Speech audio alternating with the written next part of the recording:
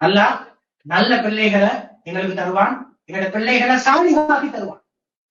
Right. அதே போல நாங்கள் ஆரம்பத்திலே சொன்ன ஒரு விஷயம், பெற்றோர் பிள்ளைகளுக்கு முன்னாடி சண்டை பிடிக்க கூடாது, விமர்சிக்க கூடாது, குறை பிடிச்சிருக்க கூடாது. அதே மாதிரி ஆசிரியர்களை குறை சொல்ற வீடுகளாக எங்கள் வீடுகள் இருக்கக்கூடாது. இங்கே படிச்சுட்டார் ஆசிரியர்கள் யாரும் தன்னுடைய சொந்த லாபத்துக்காக படிக்கிறவர்கள் அல்ல. அவர்களுக்கு ஊதியம் கொடுக்கப்படும். ஆனால் அவங்க செய்யறது நாங்க என்ன சொல்லுவோம், ஆசிரியத்துவம் என்றது நோபல் ப்ரொஃபஷன் சொல்வாங்க.